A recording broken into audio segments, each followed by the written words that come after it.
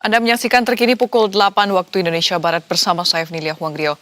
Pemirsa, Wakil Menteri Imigrasi dan Pemasyarakatan Silmi Karim akhirnya menyerahkan diri ke Komisi Pemberantasan Korupsi pada Rabu malam.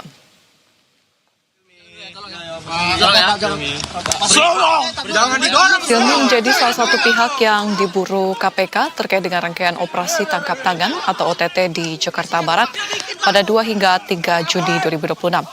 Berdasarkan pantauan di lokasi, Silmi datang bersama dengan beberapa pengawal, tiba pukul 22:30 waktu Indonesia Barat.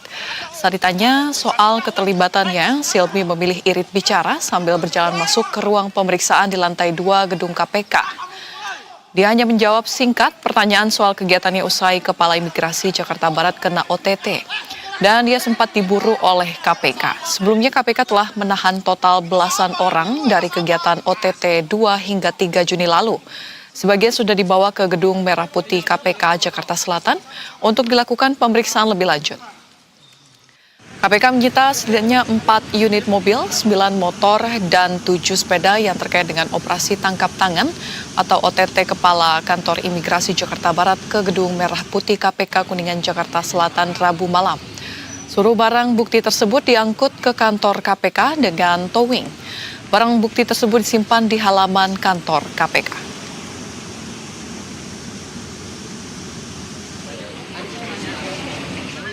Dan pemirsa, untuk mengetahui update terkini pemeriksaan Wakil Menteri Imigrasi dan Pemasyarakatan Silmi Karim di Komisi Pemberantasan Korupsi sudah ada rekan jurnalis Zulfakar Aidil dan juru kamera Indra Bramantio di sana.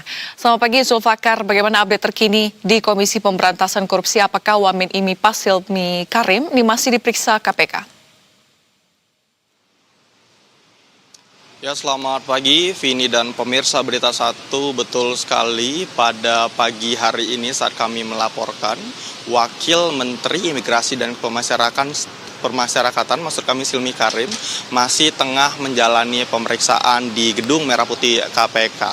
Memang diketahui bahwa sebelumnya sekitar pukul 22:30 waktu Indonesia Barat pada Rabu malam kemarin, Silmi Karim sempat menyerahkan diri kepada Komisi Pemberantasan Korupsi karena sebelumnya memang juru bicara KPK Budi Prasetyo meminta Silmi Karim untuk bersifat kooperatif dan juga menyerahkan diri ke KPK terkait dengan dugaan keterlibatannya hasil dari pengembangan operasi tangkap tangan KPK di kantor imigrasi Jakarta Barat.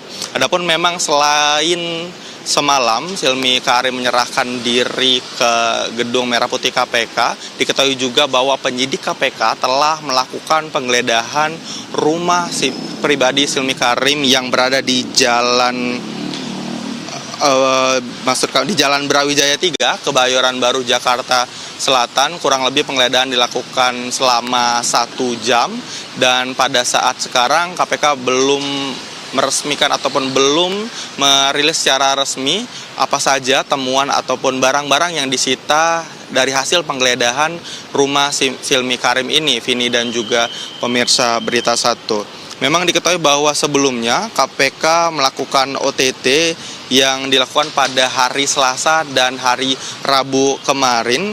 OTT ini dilakukan di kantor imigrasi Jakarta Barat dan dalam OTT ini KPK mengamankan ada sebanyak 17 orang dalam operasi tangkap tangan tersebut. Adapun orang-orang yang diamankan oleh KPK seperti yaitu adalah Kepala Kantor Imigrasi Kelas 1 Non-TPI Jakarta Barat, Ronald Arman, lalu juga Sapran Godam, mantan PLT Dirjen Imigrasi, serta Kepala Kantor Wilayah Kanwil Jawa Barat.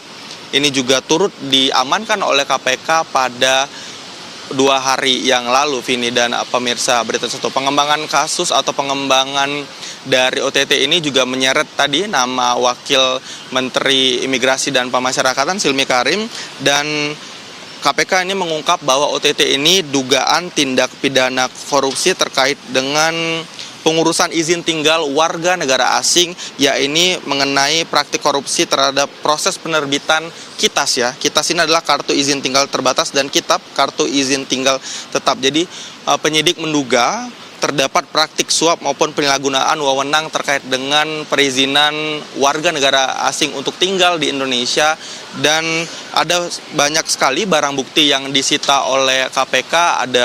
Ada sebanyak 7 mobil, 18 sepeda motor dan 11 sepeda, dan juga terkait dengan uang tunai ataupun juga logam mulia juga turut telah diamankan oleh KPK. Jadi Vini dan pemirsa Berita 1, KPK memiliki waktu 1x24 jam untuk menetapkan status hukum dan juga menjelaskan konstruksi perkara hasil dari pengembangan operasi tangkap tangan yang dilakukan di kantor imigrasi Jakarta Barat.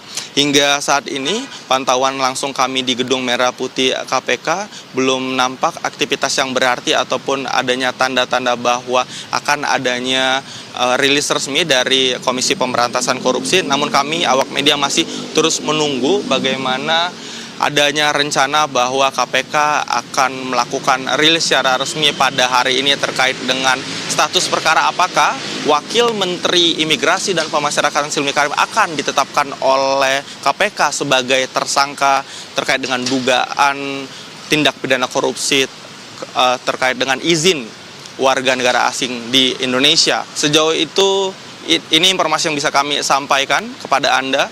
Vini, kembali ke studio. Baik, terima kasih untuk informasinya rekan jurnalis Zulfakar Aidil dan juru kamera Indra Bramantio. Kami update kembali nanti. Selamat kembali bertugas. Ya, pemirsa, demikian Berita 1 terkini. Terima kasih, sampai jumpa.